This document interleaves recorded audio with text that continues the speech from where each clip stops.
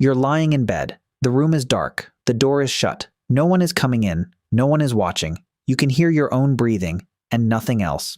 That moment, that ordinary, forgettable moment, didn't exist for 99% of human history. There were no doors, no rooms, no silence that belonged to you. Just you and 30 other people, close enough to touch. So how did ancient humans actually live like that? For roughly 300,000 years, from the time the first anatomically modern humans appeared in Africa to just a few thousand years ago, privacy as we understand it simply wasn't a feature of human life. No locked doors, no rooms, no personal space. Just you and 20 or 30 other people, constantly, every day, from birth to death. And here's what's strange. They weren't just near each other. They were on top of each other, sleeping in the same small shelters, eating from the same fire, hearing every argument, every cry, every intimate moment. There was no off switch. There was no closing a door and being alone with your thoughts. If you were having a bad day, everyone knew. If you were grieving, everyone saw it. So how did they do it? How did they live like that without losing their minds?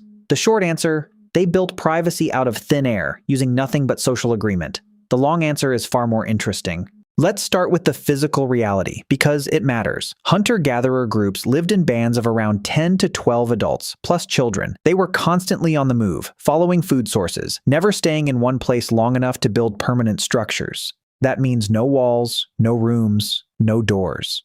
Shelter was temporary. A frame of branches. Animal skins stretched over a few poles. Sometimes nothing at all, just a fire and open sky. Communal sleeping arrangements were the norm for much of human prehistory. Sleeping in groups offered warmth, protection from predators, and stronger social bonding. Archaeological evidence of large shared sleeping areas in ancient dwellings supports this. Archaeologists excavating a 23,000-year-old site at Ohalo II in Israel found sleeping areas arranged around a central hearth, with grass bedding laid out in a repeated pattern on well-preserved, intentionally constructed floors. Everyone was in the same space. Everyone was on the same floor. You didn't wake up in the night without someone noticing. You didn't cry without someone hearing it. You didn't have a hard day and need 5 minutes alone, because alone wasn't an option. So the question isn't just how they managed intimate moments. The question is how they managed everything. Every emotion, every bodily function, every argument, every quiet wish to simply not be seen. The answer, when anthropologists started looking closely at modern hunter-gatherer groups, turned out to be surprisingly elegant. They invented invisible walls. The first tool was timing. Ancient humans had flexible sleep-wake cycles that adapted to environmental conditions. People didn't all sleep at the same time in rigid 8-hour blocks. Some were awake while others slept. That staggered rhythm meant that late-night hours, when most of the camp was down, became the closest thing to private time available. Couples used darkness the way we use closed doors. Not a perfect substitute, but enough.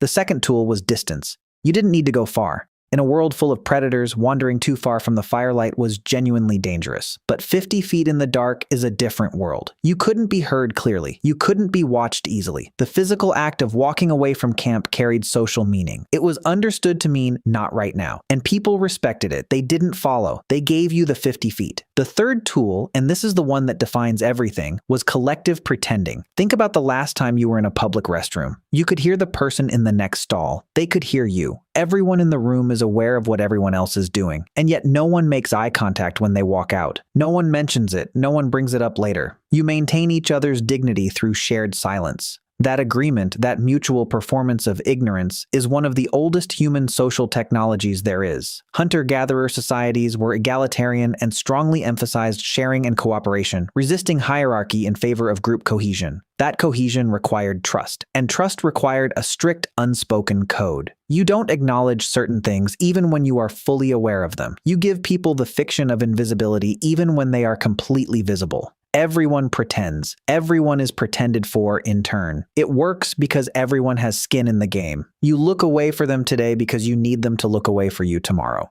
Now let's talk about emotions, because this is where it gets really interesting. We tend to imagine that without privacy, ancient humans must have been walking around with no inner life, no complexity, no need to process things alone. That assumption is almost certainly wrong. The need to withdraw, to reflect, to feel something without an audience is deeply human. What changed wasn't the need. What changed was the mechanism. When you have a hard day today, you go home, close a door, and process it in solitude. Ancient humans didn't have that option. Instead, studies on modern hunter-gatherer groups found that people maintained 1 to 4 close friendships, relationships they interacted with as intensely as with close kin. Those friendships were the pressure valve. Not a room to be alone in, but a person to be honest with. Not silence, but trusted company. The emotional equivalent of privacy wasn't solitude. It was selective closeness. You didn't disappear. You turned toward one specific person and the rest of the world fell away. And disputes? When conflict arose in these groups, the resolution wasn't a shouted argument behind closed doors, because closed doors didn't exist. Everything was public, which meant the social cost of a visible blowup was enormous. Among the Hadza of Tanzania, one of the last remaining hunter-gatherer peoples on Earth, when conflict arises between individuals, one of the parties voluntarily moves to another camp as resolution. You don't slam a door, you move. The group splits and reforms around the tension. Conflict is resolved not through confrontation, but through geography. It sounds unusual by modern standards, but it kept the peace for hundreds of thousands of years. Here's something that might be genuinely hard to get your head around. These people may not have wanted privacy the way you do. That's not a romantic idea about noble savages living in harmony with nature. It's a structural reality about how identity worked before walls existed. Hunter-gatherer societies were built around egalitarianism, cooperative autonomy, and sharing. Your sense of self wasn't something you built alone, in your own head, in your own room. It was built in constant relationship to the group. Who you were was inseparable from who they were. Being separated from the group wasn't peaceful. It was terrifying. Solitude didn't mean freedom. It meant exposure, danger, the loss of the only protection that mattered. The Hadza don't have a word for loneliness in the way modern people experience it. Not because they lack emotional vocabulary, but because the condition it describes, being surrounded by people and still feeling alone, simply wasn't part of their world. You were never alone. Therefore, you were never lonely. And then agriculture changed everything. Around 10,000 years ago, humans started farming. With the beginnings of the Neolithic Revolution, when agricultural practices were first developed, some groups abandoned hunter-gatherer practices to establish permanent settlements. Permanent settlements meant permanent structures. Permanent structures meant walls. And walls, for the first time in the entire span of human existence, meant the possibility of a space that was yours and no one else's. But even then, privacy was slow to arrive. It didn't land all at once like a revelation. It crept in, unevenly, over thousands of years. And for a long time, it remained purely a luxury of the wealthy. Common people still lived in single-room homes, entire families sharing one space, one fire, one bed. The privacy we expect of bedrooms wasn't a concept until around the 17th century. Before that, even in settled Europe, the bedroom was a public space. People held meetings in them. Business was conducted there. Guests slept in them. In medieval times, it was common for many people to sleep in one room, with only a curtain around the bed to provide some degree of separation. The idea that your bedroom belongs to you, that closing the door means something, that another person's uninvited presence in your sleep space is an intrusion rather than just Tuesday, that idea is shockingly new.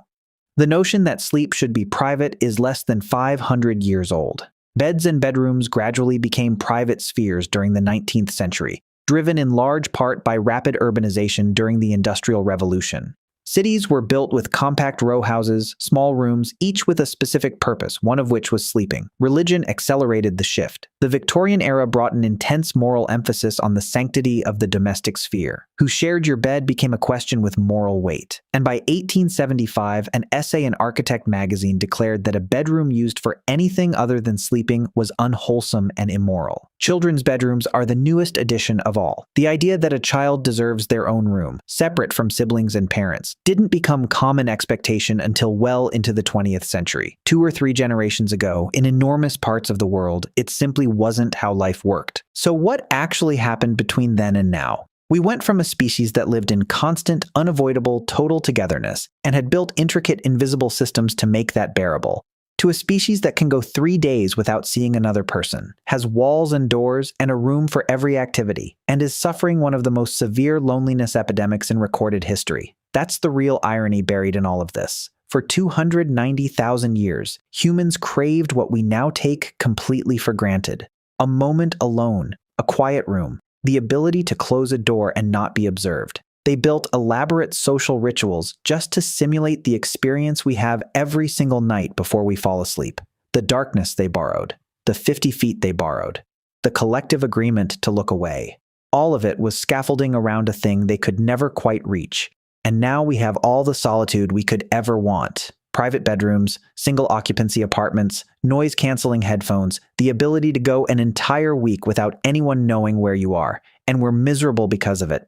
Privacy wasn't always a right. For most of human existence, it was a fantasy, an aspiration managed through darkness and distance and the unspoken agreement to look away. Ancient humans didn't live without it because they were primitive. They lived without it because the world they were built for was one where the group was everything, where being known by the people around you was protection, not exposure, where solitude wasn't peace, it was danger. We built the walls, we closed the doors,